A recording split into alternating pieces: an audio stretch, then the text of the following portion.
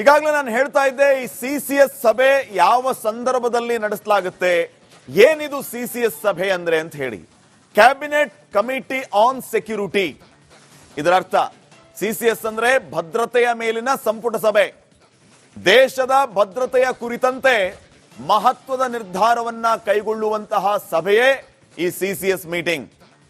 ಭದ್ರತೆ ಕುರಿತ ಸವಾಲುಗಳು ಎದುರಾದಂತಹ ಸಂದರ್ಭದಲ್ಲಿ ಈ ಸಭೆ ನಿಗದಿಯಾಗುತ್ತೆ.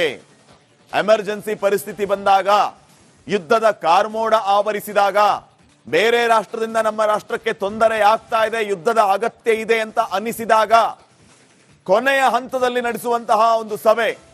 ಈ ಸಭೆಯ ನೇತೃತ್ವ ವಹಿಸೋದು ಪ್ರಧಾನಮಂತ್ರಿಗಳೇ. ಅವರೇ ಮುಖ್ಯಸ್ಥರಾಗ್ತಾರೆ. ಈ ಸಿಸಿಎಸ್ಗೆ ಅವರೇ ಮುಖ್ಯಸ್ಥರಾಗಿರೋದ್ರಿಂದ ಈ ಸಭೆ ಅವರ ನೇತೃತ್ವದಲ್ಲಿಯೇ ನಡೆಯುತ್ತೆ. ಈ ಸಭೆಯಲ್ಲಿ ಸೇನಾ ಪಡೆಗಳ ಮುಖ್ಯಸ್ಥರಿರ್ತಾರೆ. ಭೂಸೇನೆ, ವಾಯುಸೇನೆ, ನೌಕಾಸೇನೆ, ಈ ಎಲ್ಲ ಸೇನೆಗಳ ಮುಖ್ಯಸ್ಥರಿರ್ತಾರೆ. ಸಿಡಿಎಸ್ ಇರ್ತಾರೆ, ಚೀಫ್ ಡಿಫೆನ್ಸ್ ಸ್ಟಾಫ್. ಇದೇ ಸಭೆ ಯುದ್ಧ, ಸರ್ಜಿಕಲ್ ಸ್ಟ್ರೈಕ್ ಇತ್ಯಾದಿ ವಿಚಾರಗಳ ನಿರ್ಧಾರವನ್ನ ತಗೊಳ್ಳುತ್ತೆ. ಈ ಹಿಂದೆಯೂ ಕೂಡ ಸರ್ಜಿಕಲ್ ಸ್ಟ್ರೈಕ್, ಆಪರೇಷನ್ ಸಿಂಧೂರ, ಈ ಎಲ್ಲಾ ವಿಚಾರಗಳ ಬಗ್ಗೆ ನಿರ್ಧಾರವನ್ನ ತಗೊಂಡಿದ್ದು ಇಂಥದ್ದೇ ಸಭೆಯಲ್ಲಿ, ಇದೇ ಸಭೆಯಲ್ಲಿ. ಸೊ ಸಿಸಿಎಸ್ ಸಭೆಯಲ್ಲಿ ಈ ನಿರ್ಧಾರ ತೆಗೆದುಕೊಳ್ಳುವ ಸಾಧ್ಯತೆ ಇದೆ. ಈ ಕಡೆ ಪ್ರಧಾನಿ ಮೋದಿ ಅವರು ಸಿಸಿಎಸ್ ಸಭೆಯನ್ನ ಕರೀತಾ ಇದ್ದಂತೆ ಆ ಕಡೆ ಪಾಕಿಸ್ತಾನಕ್ಕೆ ಈಗ ಆತಂಕ ಶುರುವಾಗ್ಬಿಟ್ಟಿದೆ. ಯಾವ ಸಂದರ್ಭದಲ್ಲಿ ಏನ್ ನಿರ್ಧಾರ ತಗೊಳ್ತಾರೆ, ಯಾಕಂದ್ರೆ ಈಗಾಗಲೇ ಆಪರೇಷನ್ ತ್ರಿಶೂಲ್ ಹೆಸರಲ್ಲಿ ಸಮರಾಭ್ಯಾಸವೂ ಕೂಡ ನಡೆದಿದೆ. ಈಗಾಗಲೇ ವಾಯುಸೇನೆ, ಭೂಸೇನೆ, ನೌಕಾಸೇನೆ ಅವರು ಸರ್ವಸನ್ನದ್ಧರಾಗಿದ್ದಾರೆ, ಶಸ್ತ್ರ ಸಜ್ಜಿತವಾಗಿದ್ದಾರೆ. ಯಾವ ಕ್ಷಣದಲ್ಲಿ ಬೇಕಾದರೂ ನಿಮಗೆ ಆರ್ಡರ್ಸ್ ಬರಬಹುದು, ರೆಡಿ ಆಗಿರಿ ಅನ್ನುವಂತ ಸಂದೇಶ ಹೋಗಿದೆ. ಹಿಂಗಾಗಿ ಎಲ್ಲ ಮುಖ್ಯಸ್ಥರುಗಳು ತಮ್ಮ ತಮ್ಮ ಪಡೆಗೆ ಈಗ ಸೂಚನೆಯನ್ನ ಕೊಟ್ಟಿದ್ದಾರೆ. ಇನ್ನೂ ಒಂದು ವಿಚಾರ ಏನಂತಂದ್ರೆ ನೋಟಮ್ ಅಂತಾನೂ ಇರುತ್ತೆ.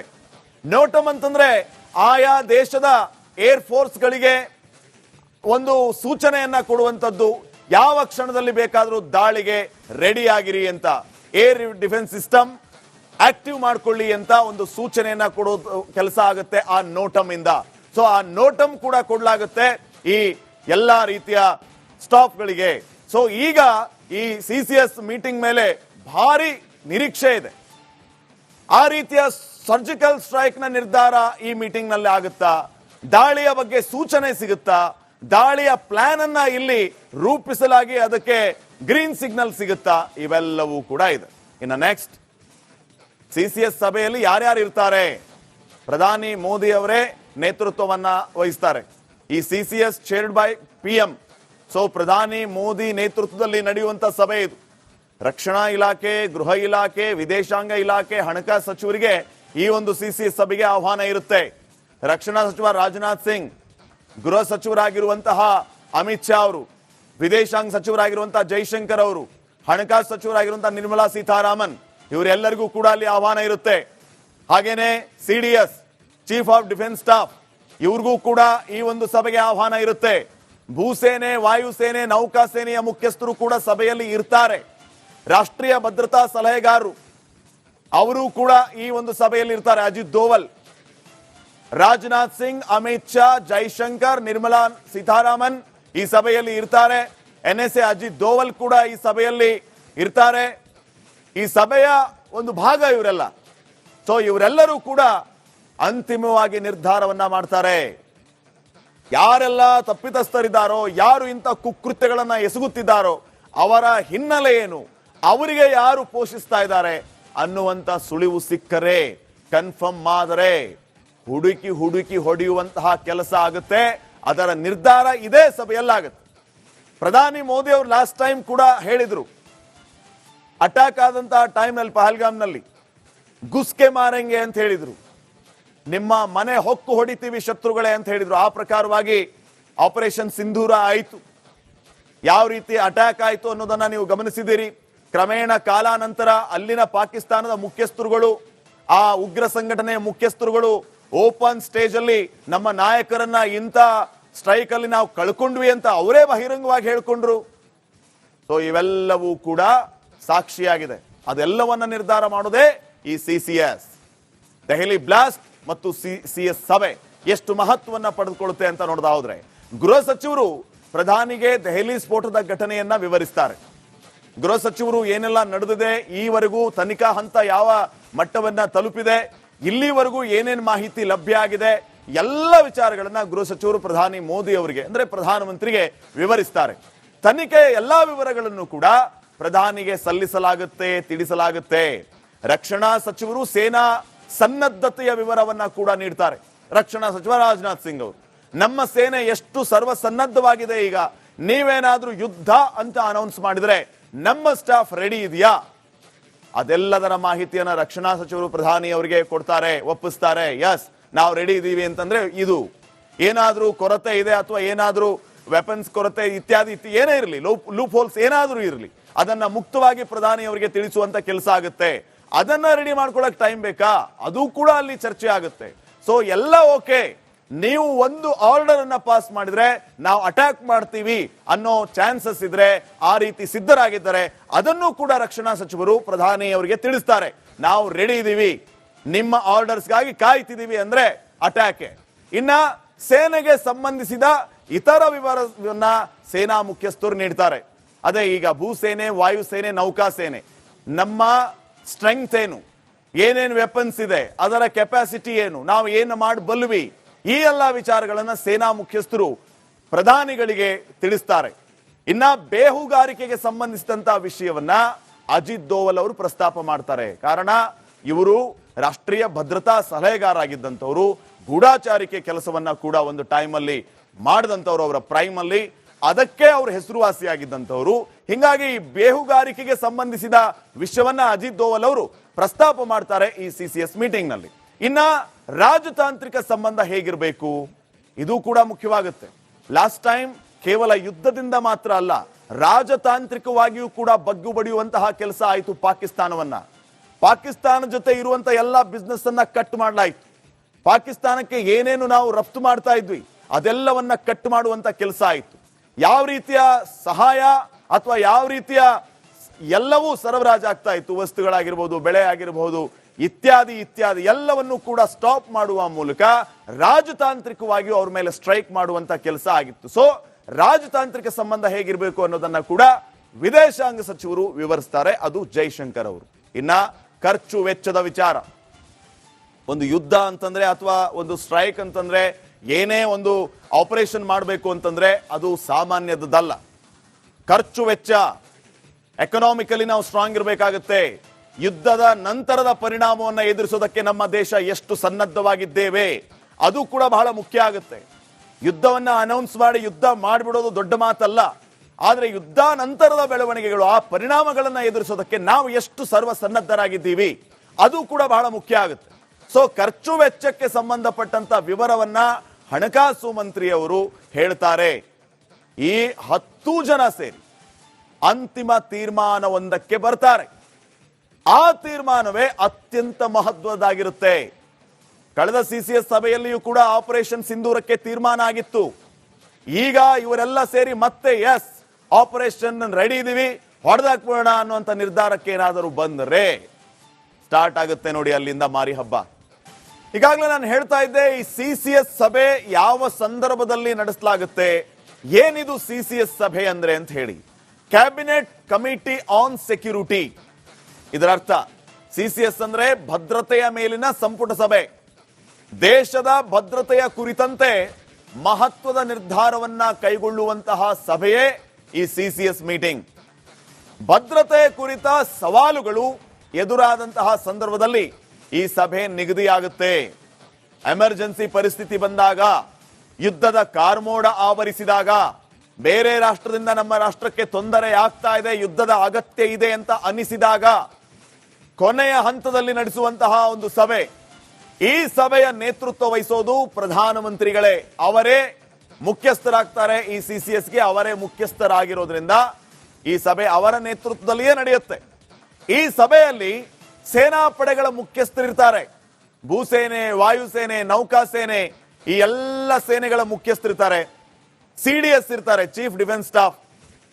ಇದೇ ಸಭೆ ಯುದ್ಧ, ಸರ್ಜಿಕಲ್ ಸ್ಟ್ರೈಕ್ ಇತ್ಯಾದಿ ವಿಚಾರಗಳ ನಿರ್ಧಾರವನ್ನ ತಗೊಳ್ಳುತ್ತೆ.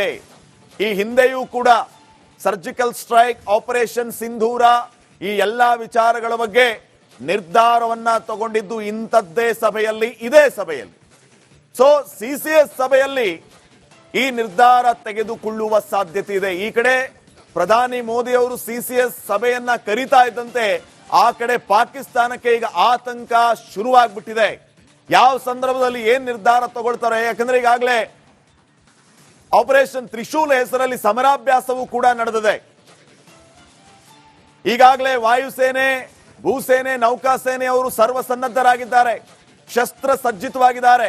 ಯಾವ ಕ್ಷಣದಲ್ಲಿ ಬೇಕಾದರೂ ನಿಮಗೆ ಆರ್ಡರ್ಸ್ ಬರಬಹುದು, ರೆಡಿ ಆಗಿರಿ ಅನ್ನುವಂತ ಸಂದೇಶ ಹೋಗಿದೆ. ಹಿಂಗಾಗಿ ಎಲ್ಲ ಮುಖ್ಯಸ್ಥರುಗಳು ತಮ್ಮ ತಮ್ಮ ಪಡೆಗೆ ಈಗ ಸೂಚನೆಯನ್ನ ಕೊಟ್ಟಿದ್ದಾರೆ. ಇನ್ನೂ ಒಂದು ವಿಚಾರ ಏನಂತಂದ್ರೆ ನೋಟಮ್ ಅಂತಾನೂ ಇರುತ್ತೆ. ನೋಟಮ್ ಅಂತಂದ್ರೆ ಆಯಾ ದೇಶದ ಏರ್ ಫೋರ್ಸ್ ಗಳಿಗೆ ಒಂದು ಸೂಚನೆಯನ್ನ ಕೊಡುವಂತದ್ದು, ಯಾವ ಕ್ಷಣದಲ್ಲಿ ಬೇಕಾದರೂ ದಾಳಿಗೆ ರೆಡಿ ಆಗಿರಿ ಅಂತ, ಏರ್ ಡಿಫೆನ್ಸ್ ಸಿಸ್ಟಮ್ ಆಕ್ಟಿವ್ ಮಾಡ್ಕೊಳ್ಳಿ ಅಂತ ಒಂದು ಸೂಚನೆಯನ್ನ ಕೊಡೋದು ಕೆಲಸ ಆಗುತ್ತೆ ಆ ನೋಟಮ್ ಇಂದ.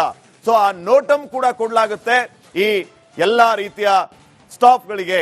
ಸೊ ಈಗ ಈ ಸಿಸಿಎಸ್ ಮೀಟಿಂಗ್ ಮೇಲೆ ಭಾರಿ ನಿರೀಕ್ಷೆ ಇದೆ.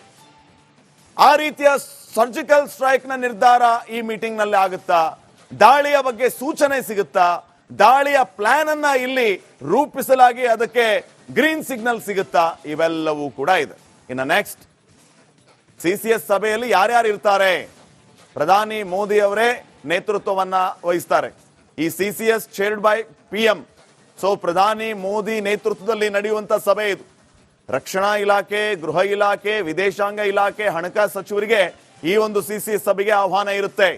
ರಕ್ಷಣಾ ಸಚಿವ ರಾಜನಾಥ್ ಸಿಂಗ್, ಗೃಹ ಸಚಿವರಾಗಿರುವಂತಹ ಅಮಿತ್ ಶಾ ಅವರು, ವಿದೇಶಾಂಗ ಸಚಿವರಾಗಿರುವಂತಹ ಜೈಶಂಕರ್ ಅವರು, ಹಣಕಾಸು ಸಚಿವರಾಗಿರುವಂತಹ ನಿರ್ಮಲಾ ಸೀತಾರಾಮನ್, ಇವರೆಲ್ಲರಿಗೂ ಕೂಡ ಅಲ್ಲಿ ಆಹ್ವಾನ ಇರುತ್ತೆ.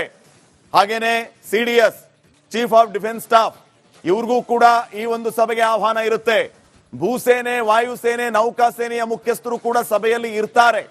ರಾಷ್ಟ್ರೀಯ ಭದ್ರತಾ ಸಲಹೆಗಾರರು ಅವರು ಕೂಡ ಈ ಒಂದು ಸಭೆಯಲ್ಲಿ ಇರ್ತಾರೆ. ಅಜಿತ್ ದೋವಲ್, ರಾಜನಾಥ್ ಸಿಂಗ್, ಅಮಿತ್ ಶಾ, ಜೈಶಂಕರ್, ನಿರ್ಮಲಾ ಸೀತಾರಾಮನ್ ಈ ಸಭೆಯಲ್ಲಿ ಇರ್ತಾರೆ. NSA ಅಜಿತ್ ದೋವಲ್ ಕೂಡ ಈ ಸಭೆಯಲ್ಲಿ ಇರ್ತಾರೆ. ಈ ಸಭೆಯ ಒಂದು ಭಾಗ ಇವರೆಲ್ಲ. ಸೊ ಇವರೆಲ್ಲರೂ ಕೂಡ ಅಂತಿಮವಾಗಿ ನಿರ್ಧಾರವನ್ನ ಮಾಡ್ತಾರೆ. ಯಾರೆಲ್ಲ ತಪ್ಪಿತಸ್ಥರಿದ್ದಾರೋ, ಯಾರು ಇಂಥ ಕುಕೃತ್ಯಗಳನ್ನ ಎಸಗುತ್ತಿದ್ದಾರೋ, ಅವರ ಹಿನ್ನೆಲೆ ಏನು, ಅವರಿಗೆ ಯಾರು ಪೋಷಿಸ್ತಾ ಇದ್ದಾರೆ ಅನ್ನುವಂತ ಸುಳಿವು ಸಿಕ್ಕರೆ, ಕನ್ಫರ್ಮ್ ಆದರೆ ಹುಡುಕಿ ಹುಡುಕಿ ಹೊಡೆಯುವಂತಹ ಕೆಲಸ ಆಗುತ್ತೆ. ಅದರ ನಿರ್ಧಾರ ಇದೇ ಸಭೆಯಲ್ಲಾಗುತ್ತೆ. ಪ್ರಧಾನಿ ಮೋದಿ ಅವರು ಲಾಸ್ಟ್ ಟೈಮ್ ಕೂಡ ಹೇಳಿದ್ರು, ಅಟ್ಯಾಕ್ ಆದಂತಹ ಟೈಮ್ನಲ್ಲಿ ಪಹಲ್ಗಾಮ್ನಲ್ಲಿ ಗುಸ್ಕೆ ಮಾರೆಂಗೆ ಅಂತ ಹೇಳಿದ್ರು, ನಿಮ್ಮ ಮನೆ ಹೊಕ್ಕು ಹೊಡಿತೀವಿ ಶತ್ರುಗಳೇ ಅಂತ ಹೇಳಿದ್ರು. ಆ ಪ್ರಕಾರವಾಗಿ ಆಪರೇಷನ್ ಸಿಂಧೂರ ಆಯಿತು. ಯಾವ ರೀತಿ ಅಟ್ಯಾಕ್ ಆಯಿತು ಅನ್ನೋದನ್ನ ನೀವು ಗಮನಿಸಿದ್ದೀರಿ. ಕ್ರಮೇಣ ಕಾಲಾನಂತರ ಅಲ್ಲಿನ ಪಾಕಿಸ್ತಾನದ ಮುಖ್ಯಸ್ಥರುಗಳು, ಆ ಉಗ್ರ ಸಂಘಟನೆಯ ಮುಖ್ಯಸ್ಥರುಗಳು ಓಪನ್ ಸ್ಟೇಜ್ ಅಲ್ಲಿ ನಮ್ಮ ನಾಯಕರನ್ನ ಇಂಥ ಸ್ಟ್ರೈಕ್ ಅಲ್ಲಿ ನಾವು ಕಳ್ಕೊಂಡ್ವಿ ಅಂತ ಅವರೇ ಬಹಿರಂಗವಾಗಿ ಹೇಳ್ಕೊಂಡ್ರು. ಸೊ ಇವೆಲ್ಲವೂ ಕೂಡ ಸಾಕ್ಷಿಯಾಗಿದೆ. ಅದೆಲ್ಲವನ್ನ ನಿರ್ಧಾರ ಮಾಡೋದೇ ಈ ಸಿಸಿಎಸ್. ದೆಹಲಿ ಬ್ಲಾಸ್ಟ್ ಮತ್ತು ಸಿಎಸ್ ಸಭೆ ಎಷ್ಟು ಮಹತ್ವವನ್ನ ಪಡೆದುಕೊಳ್ಳುತ್ತೆ ಅಂತ ನೋಡೋದಾದ್ರೆ, ಗೃಹ ಸಚಿವರು ಪ್ರಧಾನಿಗೆ ದೆಹಲಿ ಸ್ಫೋಟದ ಘಟನೆಯನ್ನ ವಿವರಿಸ್ತಾರೆ. ಗೃಹ ಸಚಿವರು ಏನೆಲ್ಲ ನಡೆದಿದೆ, ಈವರೆಗೂ ತನಿಖಾ ಹಂತ ಯಾವ ಮಟ್ಟವನ್ನ ತಲುಪಿದೆ, ಇಲ್ಲಿವರೆಗೂ ಏನೇನು ಮಾಹಿತಿ ಲಭ್ಯ ಆಗಿದೆ, ಎಲ್ಲ ವಿಚಾರಗಳನ್ನ ಗೃಹ ಸಚಿವರು ಪ್ರಧಾನಿ ಮೋದಿ ಅವರಿಗೆ ಅಂದ್ರೆ ಪ್ರಧಾನಮಂತ್ರಿಗೆ ವಿವರಿಸ್ತಾರೆ. ತನಿಖೆಯ ಎಲ್ಲಾ ವಿವರಗಳನ್ನು ಕೂಡ ಪ್ರಧಾನಿಗೆ ಸಲ್ಲಿಸಲಾಗುತ್ತೆ, ತಿಳಿಸಲಾಗುತ್ತೆ. ರಕ್ಷಣಾ ಸಚಿವರು ಸೇನಾ ಸನ್ನದ್ಧತೆಯ ವಿವರವನ್ನ ಕೂಡ ನೀಡ್ತಾರೆ. ರಕ್ಷಣಾ ಸಚಿವ ರಾಜನಾಥ್ ಸಿಂಗ್ ಅವರು, ನಮ್ಮ ಸೇನೆ ಎಷ್ಟು ಸರ್ವಸನ್ನದ್ಧವಾಗಿದೆ, ಈಗ ನೀವೇನಾದ್ರೂ ಯುದ್ಧ ಅಂತ ಅನೌನ್ಸ್ ಮಾಡಿದ್ರೆ ನಮ್ಮ ಸ್ಟಾಫ್ ರೆಡಿ ಇದೆಯಾ, ಅದೆಲ್ಲದರ ಮಾಹಿತಿಯನ್ನ ರಕ್ಷಣಾ ಸಚಿವರು ಪ್ರಧಾನಿ ಅವರಿಗೆ ಕೊಡ್ತಾರೆ, ಒಪ್ಪಿಸ್ತಾರೆ. ಎಸ್, ನಾವು ರೆಡಿ ಇದೀವಿ ಅಂತಂದ್ರೆ ಇದು ಏನಾದ್ರೂ ಕೊರತೆ ಇದೆ ಅಥವಾ ಏನಾದ್ರೂ ವೆಪನ್ಸ್ ಕೊರತೆ ಇತ್ಯಾದಿ ಏನೇ ಇರಲಿ, ಲೂಪ್ ಹೋಲ್ಸ್ ಏನಾದ್ರೂ ಇರಲಿ, ಅದನ್ನ ಮುಕ್ತವಾಗಿ ಪ್ರಧಾನಿ ಅವರಿಗೆ ತಿಳಿಸುವಂತ ಕೆಲಸ ಆಗುತ್ತೆ. ಅದನ್ನ ರೆಡಿ ಮಾಡ್ಕೊಳ್ಳಕ್ ಟೈಮ್ ಬೇಕಾ, ಅದು ಕೂಡ ಅಲ್ಲಿ ಚರ್ಚೆ ಆಗುತ್ತೆ. ಸೊ ಎಲ್ಲ ಓಕೆ, ನೀವು ಒಂದು ಆರ್ಡರ್ ಅನ್ನ ಪಾಸ್ ಮಾಡಿದ್ರೆ ನಾವು ಅಟ್ಯಾಕ್ ಮಾಡ್ತೀವಿ ಅನ್ನೋ ಚಾನ್ಸಸ್ ಇದ್ರೆ, ಆ ರೀತಿ ಸಿದ್ಧರಾಗಿದ್ದಾರೆ, ಅದನ್ನು ಕೂಡ ರಕ್ಷಣಾ ಸಚಿವರು ಪ್ರಧಾನಿ ಅವರಿಗೆ ತಿಳಿಸ್ತಾರೆ. ನಾವು ರೆಡಿ ಇದೀವಿ, ನಿಮ್ಮ ಆರ್ಡರ್ಸ್ಗಾಗಿ ಕಾಯ್ತಿದೀವಿ ಅಂದ್ರೆ ಅಟ್ಯಾಕ್. ಇನ್ನ ಸೇನೆಗೆ ಸಂಬಂಧಿಸಿದ ಇತರ ವಿವರವನ್ನ ಸೇನಾ ಮುಖ್ಯಸ್ಥರು ನೀಡ್ತಾರೆ. ಅದೇ ಈಗ ಭೂಸೇನೆ, ವಾಯುಸೇನೆ, ನೌಕಾಸೇನೆ, ನಮ್ಮ ಸ್ಟ್ರೆಂಗ್ತ್ ಏನು, ಏನೇನು ವೆಪನ್ಸ್ ಇದೆ, ಅದರ ಕೆಪಾಸಿಟಿ ಏನು, ನಾವು ಏನು ಮಾಡಬಲ್ವಿ, ಈ ಎಲ್ಲ ವಿಚಾರಗಳನ್ನ ಸೇನಾ ಮುಖ್ಯಸ್ಥರು ಪ್ರಧಾನಿಗಳಿಗೆ ತಿಳಿಸ್ತಾರೆ. ಇನ್ನ ಬೇಹುಗಾರಿಕೆಗೆ ಸಂಬಂಧಿಸಿದಂತಹ ವಿಷಯವನ್ನ ಅಜಿತ್ ದೋವಲ್ ಅವರು ಪ್ರಸ್ತಾಪ ಮಾಡ್ತಾರೆ. ಕಾರಣ ಇವರು ರಾಷ್ಟ್ರೀಯ ಭದ್ರತಾ ಸಲಹೆಗಾರ ಆಗಿದ್ದಂಥವ್ರು, ಗೂಢಾಚಾರಿಕೆ ಕೆಲಸವನ್ನ ಕೂಡ ಒಂದು ಟೈಮಲ್ಲಿ ಮಾಡಿದಂಥವ್ರು, ಅವರ ಪ್ರೈಮ್ ಅಲ್ಲಿ ಅದಕ್ಕೆ ಅವರು ಹೆಸರುವಾಸಿಯಾಗಿದ್ದಂಥವ್ರು. ಹಿಂಗಾಗಿ ಬೇಹುಗಾರಿಕೆಗೆ ಸಂಬಂಧಿಸಿದ ವಿಷಯವನ್ನ ಅಜಿತ್ ದೋವಲ್ ಅವರು ಪ್ರಸ್ತಾಪ ಮಾಡ್ತಾರೆ ಈ ಸಿಸಿಎಸ್ ಮೀಟಿಂಗ್ ನಲ್ಲಿ. ಇನ್ನ ರಾಜತಾಂತ್ರಿಕ ಸಂಬಂಧ ಹೇಗಿರಬೇಕು, ಇದು ಕೂಡ ಮುಖ್ಯವಾಗುತ್ತೆ. ಲಾಸ್ಟ್ ಟೈಮ್ ಕೇವಲ ಯುದ್ಧದಿಂದ ಮಾತ್ರ ಅಲ್ಲ, ರಾಜತಾಂತ್ರಿಕವಾಗಿಯೂ ಕೂಡ ಬಗ್ಗು ಬಡಿಯುವಂತಹ ಕೆಲಸ ಆಯಿತು. ಪಾಕಿಸ್ತಾನ ಜೊತೆ ಇರುವಂತ ಎಲ್ಲ ಬಿಸ್ನೆಸ್ ಅನ್ನ ಕಟ್ ಮಾಡಲಾಯಿತು. ಪಾಕಿಸ್ತಾನಕ್ಕೆ ಏನೇನು ನಾವು ರಫ್ತು ಮಾಡ್ತಾ ಇದ್ವಿ ಅದೆಲ್ಲವನ್ನ ಕಟ್ ಮಾಡುವಂತ ಕೆಲಸ ಆಯಿತು. ಯಾವ ರೀತಿಯ ಸಹಾಯ ಅಥವಾ ಯಾವ ರೀತಿಯ ಎಲ್ಲವೂ ಸರಬರಾಜಾಗ್ತಾ ಇತ್ತು, ವಸ್ತುಗಳಾಗಿರ್ಬೋದು, ಬೆಳೆ ಆಗಿರಬಹುದು, ಇತ್ಯಾದಿ ಇತ್ಯಾದಿ ಎಲ್ಲವನ್ನು ಕೂಡ ಸ್ಟಾಪ್ ಮಾಡುವ ಮೂಲಕ ರಾಜತಾಂತ್ರಿಕವಾಗಿ ಅವ್ರ ಮೇಲೆ ಸ್ಟ್ರೈಕ್ ಮಾಡುವಂತ ಕೆಲಸ ಆಗಿತ್ತು. ಸೊ ರಾಜತಾಂತ್ರಿಕ ಸಂಬಂಧ ಹೇಗಿರಬೇಕು ಅನ್ನೋದನ್ನ ಕೂಡ ವಿದೇಶಾಂಗ ಸಚಿವರು ವಿವರಿಸ್ತಾರೆ, ಅದು ಜೈಶಂಕರ್ ಅವರು. ಇನ್ನ ಖರ್ಚು ವೆಚ್ಚದ ವಿಚಾರ, ಒಂದು ಯುದ್ಧ ಅಂತಂದ್ರೆ ಅಥವಾ ಒಂದು ಸ್ಟ್ರೈಕ್ ಅಂತಂದ್ರೆ, ಏನೇ ಒಂದು ಆಪರೇಷನ್ ಮಾಡಬೇಕು ಅಂತಂದ್ರೆ ಅದು ಸಾಮಾನ್ಯದಲ್ಲ. ಖರ್ಚು ವೆಚ್ಚ, ಎಕನಾಮಿಕಲಿ ನಾವು ಸ್ಟ್ರಾಂಗ್ ಇರಬೇಕಾಗುತ್ತೆ. ಯುದ್ಧದ ನಂತರದ ಪರಿಣಾಮವನ್ನು ಎದುರಿಸೋದಕ್ಕೆ ನಮ್ಮ ದೇಶ ಎಷ್ಟು ಸನ್ನದ್ಧವಾಗಿದ್ದೇವೆ ಅದು ಕೂಡ ಬಹಳ ಮುಖ್ಯ ಆಗುತ್ತೆ. ಯುದ್ಧವನ್ನ ಅನೌನ್ಸ್ ಮಾಡಿ ಯುದ್ಧ ಮಾಡಿಬಿಡೋದು ದೊಡ್ಡ ಮಾತಲ್ಲ, ಆದ್ರೆ ಯುದ್ಧ ನಂತರದ ಬೆಳವಣಿಗೆಗಳು, ಆ ಪರಿಣಾಮಗಳನ್ನ ಎದುರಿಸೋದಕ್ಕೆ ನಾವು ಎಷ್ಟು ಸರ್ವಸನ್ನದ್ಧರಾಗಿದ್ದೀವಿ ಅದು ಕೂಡ ಬಹಳ ಮುಖ್ಯ ಆಗುತ್ತೆ. ಸೊ ಖರ್ಚು ವೆಚ್ಚಕ್ಕೆ ಸಂಬಂಧಪಟ್ಟಂತ ವಿವರವನ್ನ ಹಣಕಾಸು ಮಂತ್ರಿಯವರು ಹೇಳ್ತಾರೆ. ಈ 10 ಜನ ಸೇರಿ ಅಂತಿಮ ತೀರ್ಮಾನವೊಂದಕ್ಕೆ ಬರ್ತಾರೆ. ಆ ತೀರ್ಮಾನವೇ ಅತ್ಯಂತ ಮಹತ್ವದಾಗಿರುತ್ತೆ. ಕಳೆದ ಸಿಸಿಎಸ್ ಸಭೆಯಲ್ಲಿಯೂ ಕೂಡ ಆಪರೇಷನ್ ಸಿಂಧೂರಕ್ಕೆ ತೀರ್ಮಾನ ಆಗಿತ್ತು. ಈಗ ಇವರೆಲ್ಲ ಸೇರಿ ಮತ್ತೆ ಎಸ್ ಆಪರೇಷನ್ ರೆಡಿ ಇದೀವಿ, ಹೊಡೆದಾಕ್ಬೋಣ ಅನ್ನುವಂತ ನಿರ್ಧಾರಕ್ಕೆ ಏನಾದರೂ ಬಂದರೆ ಸ್ಟಾರ್ಟ್ ಆಗುತ್ತೆ ನೋಡಿ ಅಲ್ಲಿಂದ ಮಾರಿ ಹಬ್ಬ.